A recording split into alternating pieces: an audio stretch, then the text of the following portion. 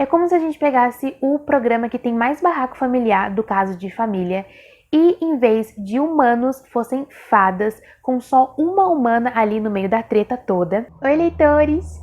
Hoje eu vim falar como é que foi um pouco da minha experiência lendo o primeiro livro da trilogia do Povo do Ar. Antes de qualquer coisinha, eu quero deixar muito bem clarinho que tudo que eu falar nesse vídeo é uma opinião bem pessoal, e o fato de uma experiência sua com um livro não ter sido ruim, obviamente isso não faz o livro ruim. Os fatores para isso ter acontecido podem ter sido muitos, inclusive o fato de que talvez você não faça parte do público-alvo daquele livro, o que acontece muito. Eu vim dizer quais foram os pontos positivos e os pontos negativos de O Príncipe Cruel pra mim, porque todo livro tem os dois, menos A Fantástica Fábrica de Chocolate, que não tem nenhum ponto negativo. E antes de alguém me odiar até o final desse vídeo, eu queria muito pedir pra vocês seguirem o @feitaleitora lá no Instagram, que é o instazinho do canal, onde eu tô sempre postando minhas leituras atuais, e também tô avisando quando tem conteúdo novo aqui no canal, e vocês são super bem-vindos por lá também.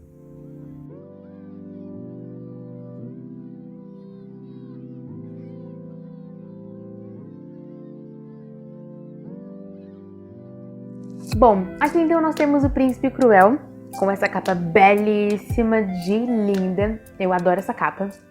E aqui nós vamos ter a história da Jude, uma adolescente de 17 anos, que até os 7 anos ela morava no mundo real, no nosso mundo de meros mortais, com os seus pais e as suas duas irmãs, sendo que uma delas era sua irmã gêmea idêntica. Um dia, um homem misterioso aparece em sua casa, assassina seus pais por um determinado motivo e força ela e as irmãs a irem viver com ele no mundo das fadas, no reino das fadas. Esse é basicamente o prólogo do livro.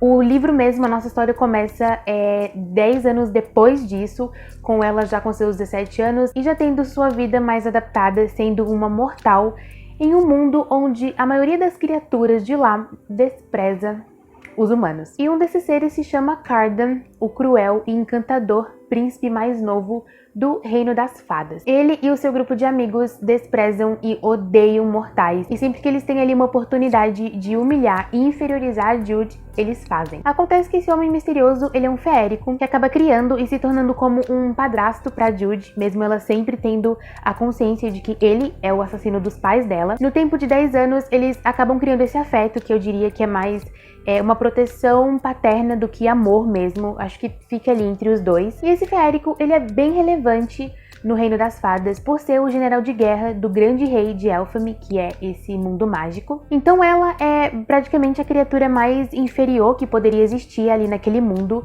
mas como filha do general de guerra, praticamente o braço direito do rei, ela cresceu e ela vive como uma nobre entre pessoas ali da realeza. A Jude, ela foi muito nova viver ali naquele mundo cheio de criaturas e lugares estranhos e mágicos, e como ela nunca conseguiu se encaixar ali, hoje é a coisa que ela mais deseja, tipo, de todas. E o que ela acha que mais pode fazer com que ela consiga se encaixar ali naquele mundo é ter algum tipo de poder, alguma relevância, já que se existem seres humanos no Reino das Fadas, geralmente são escravos enfeitiçados. Uma nova coroação está por vir. Um novo grande rei está para ser nomeado em Elfame, e entre as intrigas e traições e tramas ali da corte, surge a oportunidade da Jude conseguir o que ela mais deseja. Ela quer poder, e não para ser igual a eles, mas para ser melhor, principalmente melhor que Cardan e a todas as pessoas que a subestimam e a inferiorizam. Esse é basicamente o plano de fundo do primeiro livro da trilogia do Povo do Ar. O livro é dividido em duas partes, intituladas como Livro 1 e Livro 2, e eu queria fazer a minha resenha seguindo essa mesma ideia e comentando sobre cada parte, porque, pra mim, as duas elas têm qualidades muito, mas muito diferentes. A primeira parte da história, a gente então vai conhecer a Jude, que é uma mortal comum, normal, com 0 poderes, em um mundo cheio de poder. As 100 primeiras páginas desse livro foi eu lendo um personagem completamente babaca, arrogante e cruel, que é o Cardan, praticando bullying junto com seus outros 3 amigos, e bullying pesado contra a Jude, e assim, totalmente de graça. totalmente de graça. Como ela foi criada como uma nobre, ela sempre frequentou os mesmos lugares que aquelas pessoas, e um desses é a escola, e então lá eles praticamente infernizam a vida da Jude todo santo dia. Até que um belo dia ela esgotou disso, ela cansou, ela decidiu não ficar só quieta na dela esperando que um dia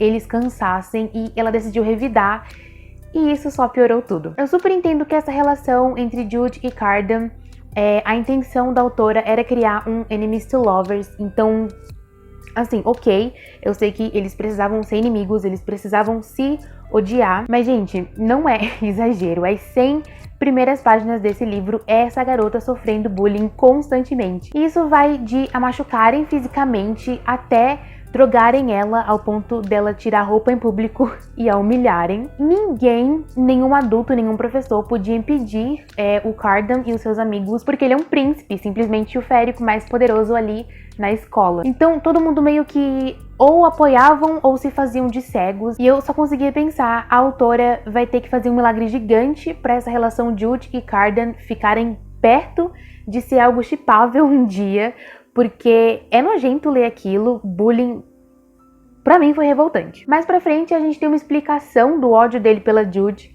e o motivo é ridículo. A autora, ela passa um puta pano pra ele. E eu entendi o que ela quis fazer com esse personagem. É tipo aquela história do garoto que prefere mostrar, deixar à vista seu pior lado pra não se sentir ou não ser vulnerável. Ele é o filho mais novo, então ninguém importante dá muita atenção, carinho ou espera alguma coisa dele. Então ele prefere esconder que tem sentimentos através de uma máscara de príncipe bêbado, frio e cruel. Eu entendi isso muito bem. Mas pra mim o Cardan não passa de um personagem muito patético. E eu sei muito bem que o Cardan, ele é um dos personagens, se não o personagem mais queridinho dessa trilogia entre os fãs, mas aquelas 100 primeiras páginas não podem ser ignoradas pra mim. A primeira parte do livro, pra mim, ela é muito fraca, muito mesmo, e eu lia ela meio que empurrando com a barriga mesmo, porque em momento algum eu consegui me importar com os personagens. E quando isso acontece, fica bem complicado.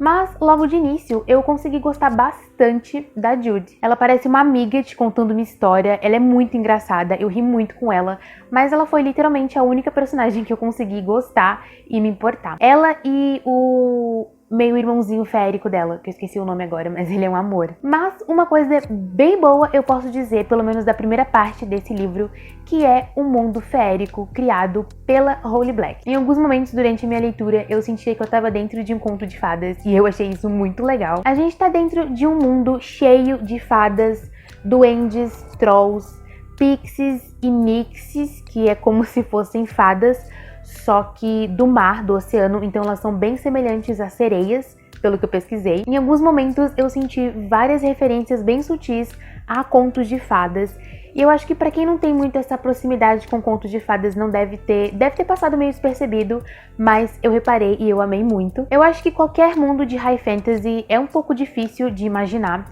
principalmente no primeiro livro, e ainda mais se isso for um ponto fraco da escrita do autor ou da autora. Mas nesse caso foi super tranquilo, porque a edição desse livro tem um mapa muito do fofinho, por sinal, que acabou ajudando bastante na imaginação desse mundo feérico na minha cabeça. Elphame me pareceu um mundo mágico muito interessante, pouco explorado sim nesse primeiro livro, mas que na minha imaginação eu conseguia facilmente imaginar outras histórias de contos de fadas acontecendo ali no mesmo momento que é da Jude. Como se ela pudesse caminhar por um bosque e se deparasse com alguma princesa famosa, ou João e Maria, personagens assim. E eu sou muito fã de contos de fadas, gente, então esses são detalhes bem especiaizinhos. Como eu disse, eu achei Elphame um mundo mágico muito interessante, porém, outro ponto que pra mim foi bem fraco e que me deixou muito confusa durante a leitura desse livro é a divisão dessa sociedade feérica em Elphame. Eu confesso que eu não entendi quase nada de como é essa sociedade e a divisão dela e as características e diferenças de cada uma. Eu entendi que tem um reino submarino no mar, que é governado por uma rainha e que vai ser um mundo mais explorado no segundo livro. Tem dois povos distintos chamados Cili e Ancili, que eu não entendi a diferença da corte deles. Tem os féricos selvagens, que pelo que eu entendi, eles não têm soberanos, não são governados por ninguém, eles só têm representantes. Então assim, tem algumas coisas durante o livro que a autora ela não explica, ela simplesmente joga lá na história e o seu papel como leitor é se esforçar para tentar entender o que se passa na cabeça da Holly Black. E infelizmente essa divisão de sociedades féricas não foi a única coisa que me deixou bastante confusa durante o livro. O Príncipe Cruel é uma história de fantasia onde o primeiro plano da história, sem sombra de dúvidas, é as intrigas políticas e tramas e traições desse reino de criaturas mágicas que está cada vez mais perto de ruir. E no meio disso tudo nós temos uma humana sem poder nenhum, mas querendo muito ter poder e fazendo de tudo pra conseguir. A gente tem muita intriga política aqui, bastante, e eu diria que é tudo muito bem tramado.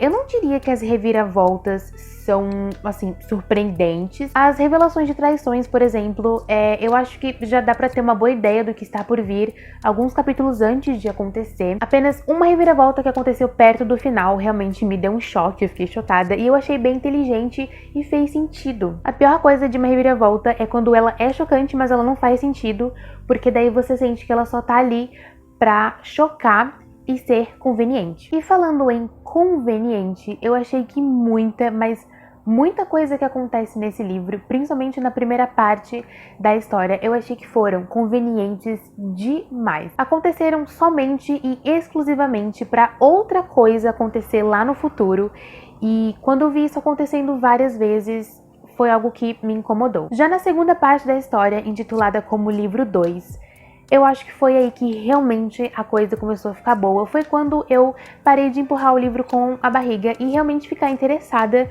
no que ia acontecer. Eu comecei a me importar com os acontecimentos e eu achei que ali foi quando a qualidade do livro realmente veio. Finalmente. Na parte 2, a gente vê uma mudança bem nítida na personalidade da Jude. E 10 anos depois de ter ido parar ali, eu acho que é na parte 2 do livro que a gente começa a notar como aquele mundo mágico e principalmente se envolver com a sujeira da realeza vai moldando ela. É bem interessante de acompanhar. No começo do livro, a gente conhece uma adolescente de personalidade meio doce, que sofre bullying constantemente, mas ela não revida porque ela sabe que é fraca comparada a eles. Os féricos, eles não podem mentir como os humanos, e ela acaba usando isso como uma vantagem pra ela. E no final da parte 2, a gente vai terminando o livro com uma Jude com um caráter bem duvidoso, ainda com medo, mas que aprende a controlar ele, porque ela sabe que entrou num jogo onde de agora em diante ela vai ter que viver movendo peças e planejando não só as suas próprias jogadas, mas prestando atenção e calculando a dos seus inimigos também. É uma mudança de personalidade meio abrupta? Sim, eu achei um pouquinho abrupta, eu achei um pouquinho de uma hora pra outra, mas ainda assim eu gostei de como essa personagem se reinventou no final desse primeiro livro pra poder se adaptar e sobreviver às intrigas políticas desse reino aí das fadas e as que ainda estão por vir. Na parte 2, a gente tem um verdadeiro caso de família da realeza das fadas. É como se a gente pegasse o programa que tem mais barraco familiar do caso de família e em vez de humanos fossem fadas, com só uma humana ali no meio da treta toda. Às vezes eu me senti uma velha fofoqueira observando tretas familiares na vizinhança, e eu acho que a Holly Black, ela soube prender o leitor nas horas que tinha que prender. Eu só queria realmente que isso não tivesse acontecido só no final da parte 2. Queria ter me importado desde o início, pelo menos o suficiente para eu acabar o primeiro livro com o interesse de ir pro livro 2, né, pra sequência, que é O Rei Perverso, mas isso não aconteceu. Talvez eu pare realmente nesse primeiro livro e eu termino essa minha experiência com O Príncipe Cruel achando que talvez eu não faça parte do público-alvo dessa história. Talvez pessoas mais novas, entre seus 14 a 17 anos, e que não tenha muita bagagem com livros de fantasia, com toda certeza vão enlouquecer nessa história. E talvez também as minhas expectativas estavam muito altas para esse livro, por causa de todo o hype, e a gente sabe, né, qual é a consequência de expectativas muito altas. É sempre decepção. Eu dei 3 estrelas para o livro, o que não é uma nota ruim. O meu 3 estrelas é tipo bom, mas que poderia ser muito melhor, o que com todo carinho resume esse livro para mim. Gente, avalie esse vídeo pra mim, por favor, antes de vocês irem pro próximo. O feedback de vocês é super importante, importantíssimo. E comenta aqui nos comentários como foi a experiência com vocês lendo O Príncipe Cruel, se vocês discordam ou concordam de tudo que eu disse. Se você ainda não leu, mas tem um interesse, ou se você acha que o segundo livro vale a pena, podem comentar o que vocês quiserem aqui embaixo que eu vou ler tudo. Quero muito pedir pra você que ainda não é inscrito, se inscrever aqui no Feita Leitora e me ajudar nessa minha meta nova, que é chegar a 1000 inscritos até o fim desse ano. E a você que já me acompanha, primeiramente, obrigada. E segundo, indique esse canal a seus amigos e você vai fazer uma booktuber muito feliz. Muito obrigada por você que assistiu esse vídeo até aqui. Eu espero que não me odeiem e eu espero que a gente se veja no próximo vídeo desse canal, que sai todas as quartas e domingos. E é isso. Ótimas leituras para todos vocês. Tchau, tchau!